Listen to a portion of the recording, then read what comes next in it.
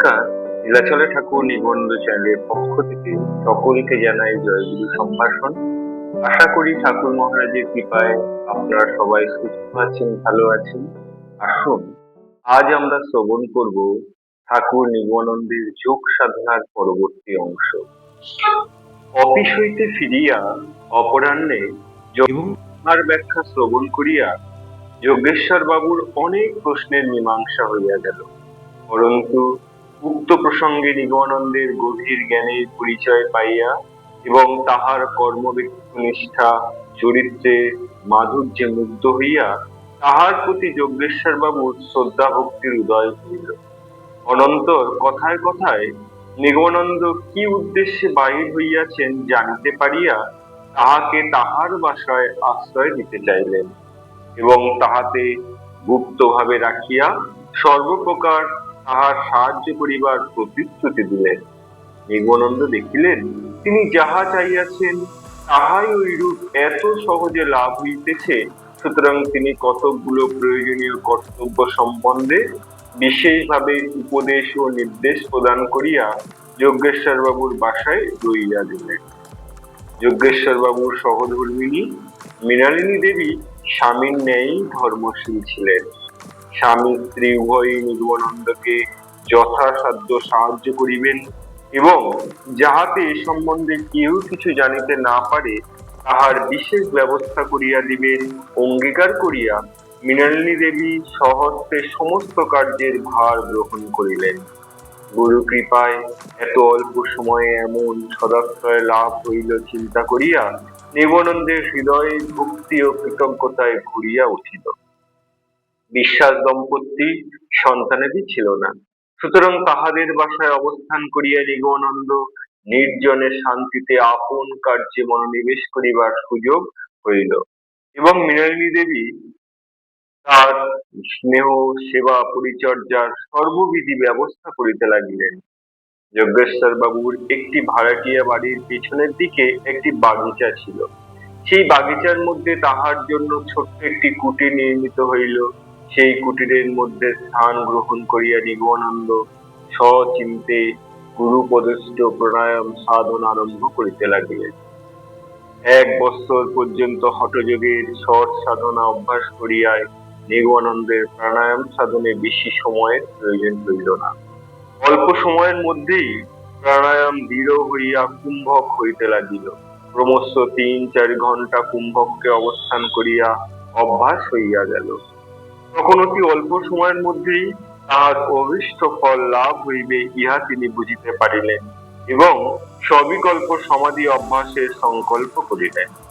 সমাধি লাভ হইলে দ্বিতীয় ব্যক্তির সাহায্যে উহা ভঙ্গ করা প্রয়োজন, নতুবা সমাধি আর ভঙ্গ হইল না এইরূপ হইতে পারে, কিন্তু তা হইলে চরম লক্ষ্য সেই নির্বিকল্প সমাধি পুরো বন্ধ হইয়া যাইবে। তাহাতে এমন হইতে পারে যে উহার জন্য পুনরায় জন্মগ্রহণের প্রয়োজন হইবে।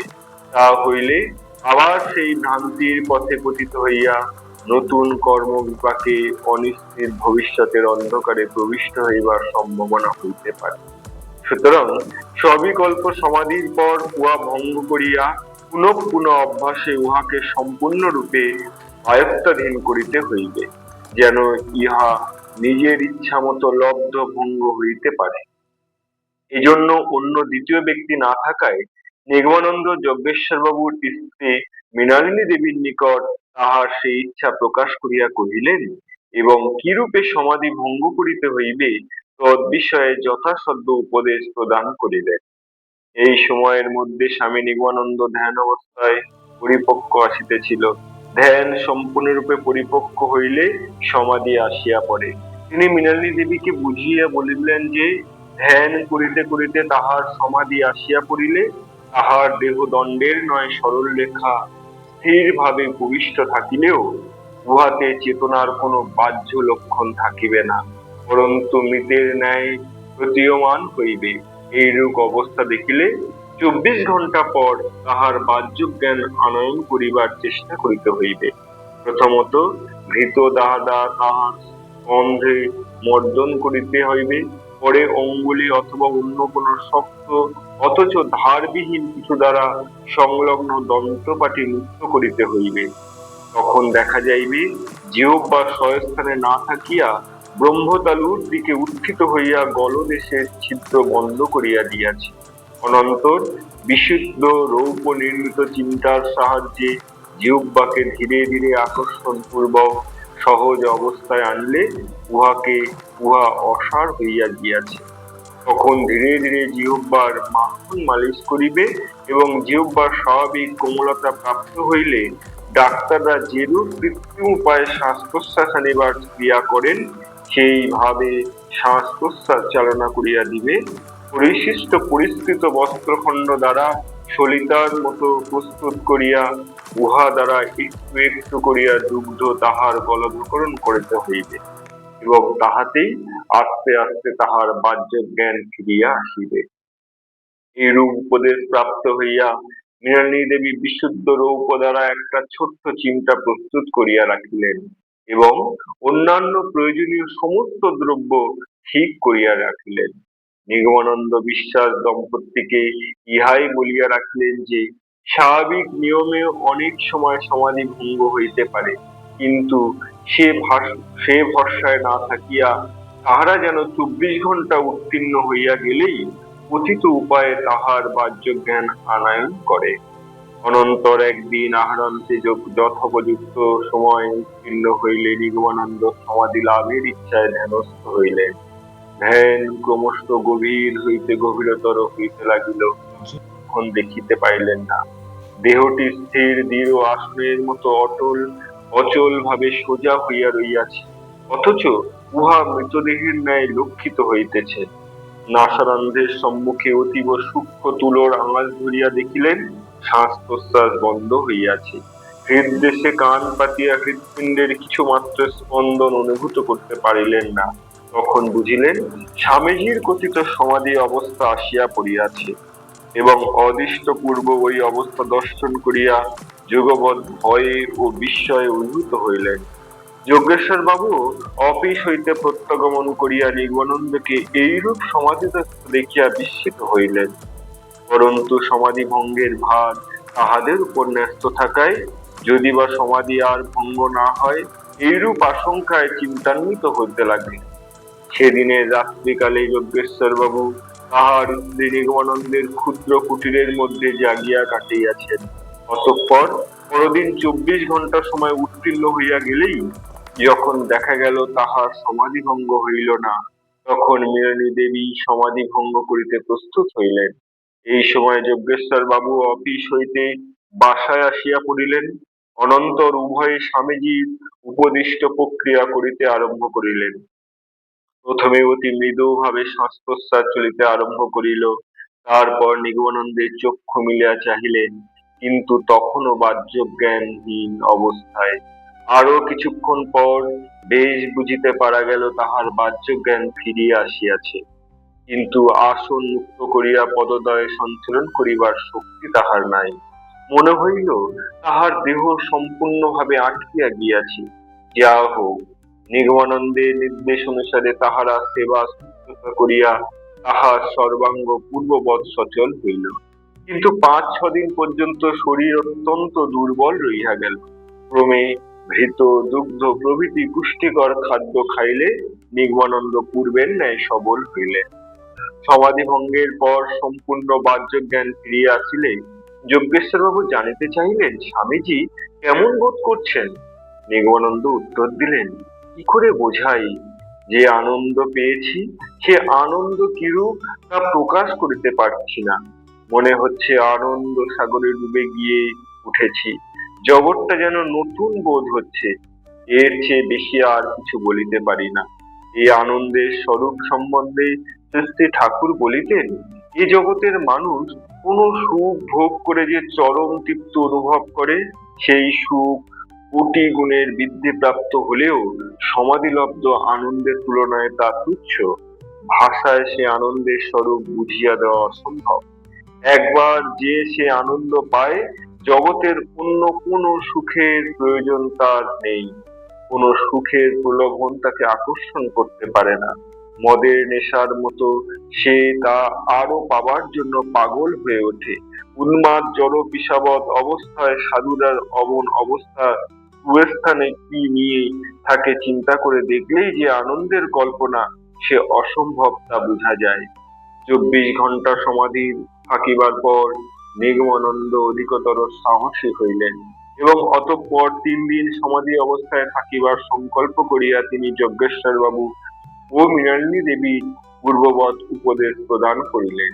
এবার স্থির আসনে উপবিষ্ট হইয়া মিনিট 15-এর মধ্যে যজ্ঞেশ্বর বাবু ও মৃণালিনী দেবী সাক্ষাৎ নিগমানন্দের সমাধিস্থ হইলেন।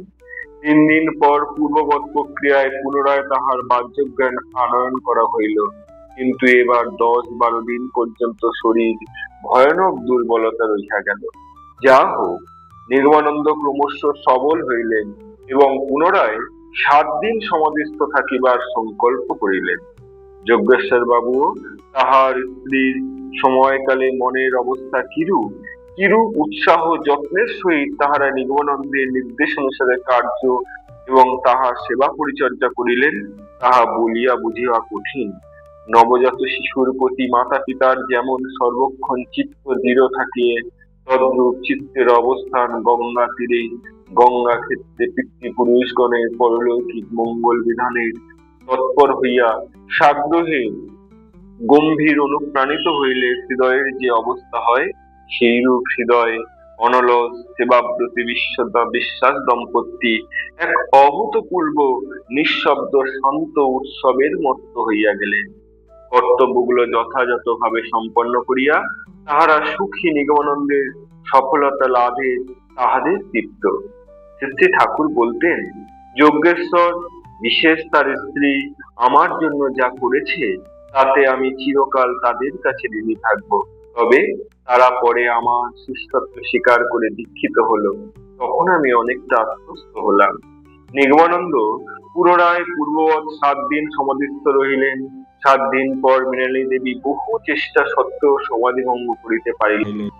যজ্ঞেশ্বর বাবুও তদবস্থায় কিংকর্ত বিমূঢ় হইয়া ডাক্তার আনলেন, কিন্তু ডাক্তারগণ নিগমানন্দের হৃৎপিণ্ড নাড়ীর কোনরূপ স্পন্দন না পাইয়া অবাক হইলেন এবং তাহাদের অক্ষমতা জানিয়া প্রস্থান করিলেন। মৃণালিনী দেবী যজ্ঞেশ্বর অতিশয় চিন্তিত হইলেন। নিগমানন্দের প্রতি তাহাদের অপত্যবৎ স্নেহ আসিয়াছিল, সুতরাং সমাধিভঙ্গ না হওয়ায় মৃণালিনী দেবীর চক্ষু সজল হইয়া উঠিল। অতঃপর অশ্রু ভারাক্রান্ত হৃদয়ে তাহারা স্বামীজির উপদেশ অনুসারে পুনরায় চেষ্টা আরম্ভ করিলেন। বহুক্ষণ চেষ্টার পর তাহার সমাধি ভঙ্গ হইল। এরপর শরীর এত দুর্বল হইল যে 15-16 দিন পর্যন্ত সে দুর্বলতা অনুভব করিতে লাগিলেন। যা হোক, ক্রমশ নিগমানন্দের শরীর সবল হইল। শ্রী ঠাকুর বলিয়াছেন, যোগ শাস্ত্রে দেখে থাকবে বাহ্য বিরাট ব্রহ্মাণ্ডে যাহা কিছু আছে, এই দেহরূপ ক্ষুদ্র ব্রহ্মাণ্ডের সেই সব রয়েছে। এই 7 দিন সমাধিমগ্ন থেকে ব্রহ্মাণ্ডের সপ্ত স্তর এক এক স্তর এক এক দিন অবস্থান করে সমস্ত পুঙ্খানুপুঙ্খ ভাবে খুঁজে তাহার সম্পর্কে সম্পূর্ণ জ্ঞান আমার লাভ হল।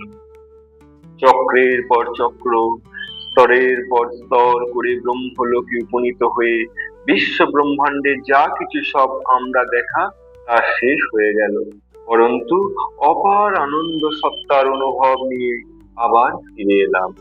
ইহার পর হইতে সামান্য মনোনিবেশে নিগমানন্দের সমাধি হইতে লাগিল এবং আপনা হইতেই পুনঃ উহা ভঙ্গ হইতে লাগিল। ক্রমশ সমাধি এমন আয়ত্তাধীন হইল যে ইচ্ছা মাত্রই যখন তখন সমাধিস্থ হইলেন এবং ইচ্ছা মাত্রই উহা ভঙ্গ হইত। উহা যেন তাহার পক্ষে স্বাভাবিক হয়ে উঠিল। এইরূপ সমাধিতে ইচ্ছার সংযোগ রহিয়াছে বলিয়া ইহা সবিকল্প সমাধি নামেই অভিহিত হয়। বেদান্তে ইহাও অসম্পূর্ণ বলিয়া অনাদর করিয়াছেন এবং নির্বিকল্প সমাধি একমাত্র চরম প্রাপ্য বলিয়া কীর্তিত হইয়াছে। নিগমানন্দ সেই নির্বিকল্প সমাধির জন্য চিরকাল আকাঙ্ক্ষিত, সুতরাং অতঃপর তিনি তাহার জন্য উৎকণ্ঠিত হইলেন। জয় গুরু, জয় গুরু, জয় গুরু। যদি আপনাদের আমার উপস্থাপনা ভালো লেগে থাকে তাহলে অবশ্যই একটা লাইক ও শেয়ার করবেন আর নতুন নতুন উপস্থাপনা শোনার জন্য চ্যানেলটি সাবস্ক্রাইব করবেন। আর ভিডিওর শেষে যে কথা বলি, আপনারা সুস্থ থাকবেন, ভালো থাকবেন, ঠাকুর নিগমানন্দ চ্যানেলের সঙ্গে সদা সর্বদা যুক্ত থাকবেন।